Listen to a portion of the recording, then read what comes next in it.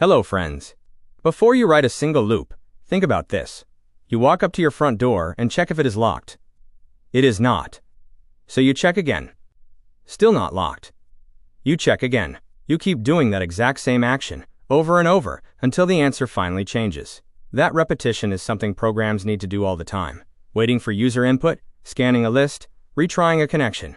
Writing that logic out line by line, once for every check, would be exhausting and brittle. In this video, we are going to look at one of the most powerful tools in programming for handling exactly that kind of repetition, the while loop. Let us start by understanding what a while loop actually is. Alright, so what exactly is a while loop? At its core, a while loop is a block of code that repeats as long as a given condition stays true. The program checks the condition first. If it is true, the body of the loop runs. Then the program goes back and checks the condition again. If it is still true, the body runs again. This cycle keeps going until the condition becomes false, and only then does the program move on. Think of it like a rule. While the door is unlocked, keep trying. The moment the door locks, you stop. That is the entire mental model. 3 moving parts: a condition to test, a body to execute, and something that eventually makes the condition false. Next, let us see what this looks like as actual code. Now look at this. In most languages like C, Java, or JavaScript, a while loop is written the same way. You start with the keyword while. That tells the language a loop is coming. Right after it, inside parentheses, you place your condition. That is the test the loop runs before every single iteration. Then you open a curly brace, write the body, the instructions to repeat, and close the brace. The key detail here is the order of events. The condition is checked before the body ever runs. If the condition is false from the very start, the loop body never executes, not even once. That makes a while loop what programmers call a precondition loop. The condition guards the door. If it is false on day 1, you never step inside. Now let us trace a real example and watch each piece do its job. Let me show you this with a concrete example. We start with a variable called count set to 1. The loop condition says, while count is less than or equal to 5. Iteration 1. Count is 1, the condition is true, so we enter the body.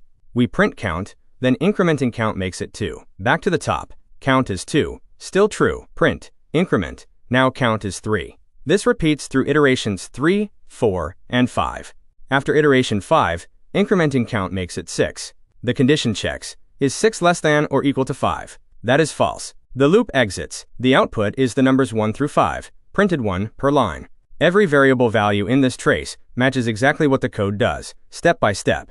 Up next, what happens when the condition never becomes false? Here's the interesting part. What if you forget to update your variable?